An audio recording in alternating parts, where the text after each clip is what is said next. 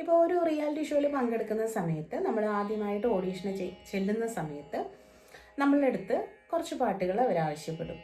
അതായത് കുറച്ച് melody songs, അതുപോലെ ഫാസ്റ്റ് നമ്പേഴ്സ് പറയും, പിന്നെ സെമി ക്ലാസിക്കൽ അങ്ങനെ പറയും. അങ്ങനെ 3 എണ്ണമാണ് സാധാരണയായിട്ട് ചോദിക്കാറുള്ളത്.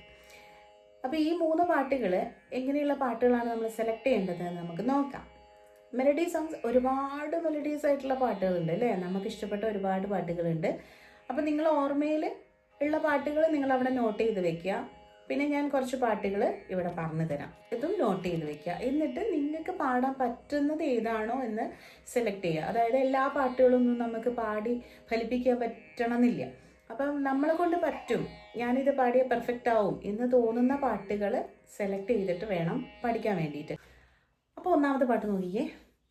മൗനം സ്വരമായി എൻ പൊൻവീണയിൽ സ്വപ്നം മലരായി ഈ കൈക്കുമ്പിളിൽ. ഒന്നാമത്തെ പാട്ട്. രണ്ടാമത്തെ പാട്ട് മനസ്സിൻ മടിയിലെ മാന്തളിരിൽ മയങ്ങൂ മണിക്കൂരുന്നേ.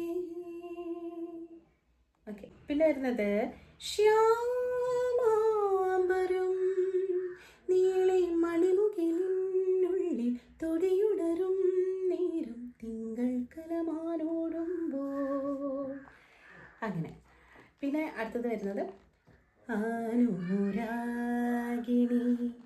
ഇതായൻ കരളിൽ വിരിഞ്ഞ പൂക്കൾ. ആ പാട്ട്.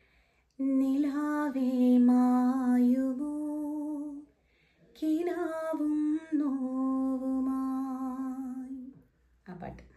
പിന്നെ വരുന്നത് ഇളം മഞ്ഞിൻ കുളിരുമായൊരു കുയിൽ. നല്ല പാട്ടുകളാണ് കേട്ടോ.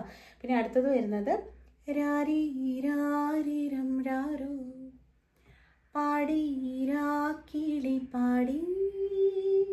ആ പാട്ട്.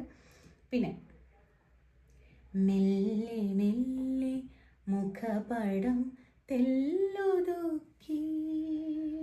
അത് വരുന്നുണ്ട്.